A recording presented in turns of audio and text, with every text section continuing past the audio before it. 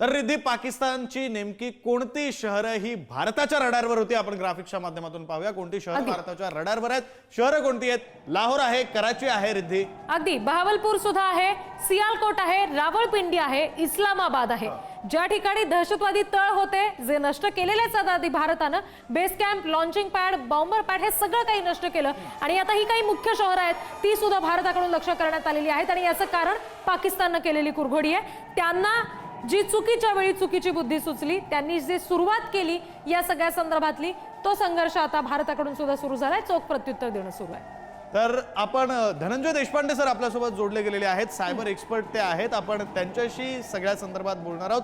खरं तर या सगळ्याच्या पार्श्वभूमीवर भारत आणि पाकिस्तान तणावाच्या दरम्यान 10,000 सायबर अटॅक झालेत असं बोललं जातंय. त्यामध्ये काही तथ्य आहे का? आपण त्यांच्याकडून जाणून घेऊया. देशपांडे सर नमस्कार. नमस्कार. मुळामध्ये ते फेक नरेटिव्ह आहे. 10,000 सायबर हल्ले वगैरे काही झालेले नाहीये. लोकांना फसवण्यासाठीचे हे काम चालू आहे शेजारच्या राष्ट्राकडनं. आणि इतक्या मोठ्या संख्येने अटॅक येऊ शकत नाहीत. त्याच्यामुळं भारतीयांनी त्याच्यावरती कुठलाही विश्वास ठेवू नये. कसलेही असे 10,000 हल्ले, सायबर हल्ले वगैरे झालेले नाहीयेत.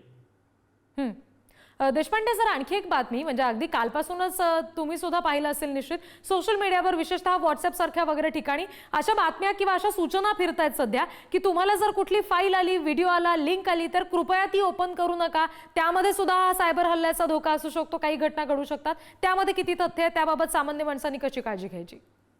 हा प्रश्न बरोबर आहे. सगळ्यांनी एक लक्षात ठेवा, थोडंसं तांत्रिक आहे पण लक्षात ठेवा, सोपं आहे.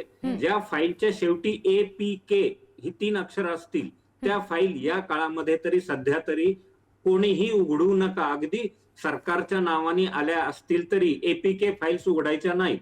कारण त्याच्यामध्ये इनबिल्ट व्हायरस असतो जो तुमचा फोन हॅक करतो आणि तुमचा डेटा चोरीला जातो आणि मग नंतर पुढे तुम्हाला ब्लॅकमेल केलं जातं वगैरे वगैरे वगैरे धोके. तसंच अनोळखी नंबरवरनं म्हणजे अननोन नंबर जे तुम्ही सेव्ह केलेले नाहीयेत त्याच्यावरनं एखादी जरी लिंक आली असेल तरी तीही अजिबात उघडायची नाही. त्याच्यानंतर तुम्ही जे सांगताय ते एकत्र 2-3 उत्तरं देतो मॅडम. त्याच्यानंतर एखादं वेबसाईट तुम्हाला जर सध्याची लेटेस्ट युद्धाची पातळी काय जे बघायचं असतील तुम्हाला, तर ही उत्सुकता असते लोकांना सध्या काय चाललंय फ्रंटवर. ही उत्सुकता लक्षात घेऊनच सायबर भामटे लोकांनी एक डुप्लिकेट वेबसाईट तयार केलेल्या आहेत. तर ही डुप्लिकेट वेबसाईट कशी ओळखायची? तर कधीही लक्षात ठेवा, ते वेबसाईटची लिंक पाठवली असताना सुरुवातीला HTTP आलेलं असतं, त्याच्यानंतर S लागलाय का बघायचा. S असेल तरच त्याच्याला एंटरटेन करा, S नसेल तर अजिबात ती फाईल उघडू नका. त्यानंतर नवीन एक तुम्ही म्हणाला तसं नवीन एक मेसेज फिरतोय, गेली 2 वर्ष झालं फिरतोय खरं तर, की तुमचं व्हॉट्सअपवर सरकारचं लक्ष आहे, तुमचा फोन आता मंत्रालयाशी जोडला जाणार आहे, तुमच्यावर लक्ष ठेवलं जाणार आहे वगैरे वगैरे. आता साधा कॉमन सेन्स आहे, मंत्रालयामध्ये फिजिकली ज्या फाईली एवढ्या पडलेल्या ठिकाणी त्या निपटारा करायला मॅनपॉवर कमी पडते, तर ते वाढीव काम कशाला घेतील तुमच्या व्हॉट्सअपवर लक्ष ठेवण्याचं? आणि मुळामध्ये लक्ष ठेवण्याचं काम मंत्रालय करत नसतं, ते एकतर पोलीस आयुक्तालय करतं किंवा सायबर सेल करतं. त्या दोघांचं लक्ष असू शकतं. ह्या दोन्ही डिपार्टमेंटची एवढीच अपेक्षा असते लोकांकडनं की ज्या गोष्टी तुम्ही स्वतः खात्री करून घेतलेल्या नाहीत त्या पुढे पाठवू नका, फॉरवर्ड करू नका.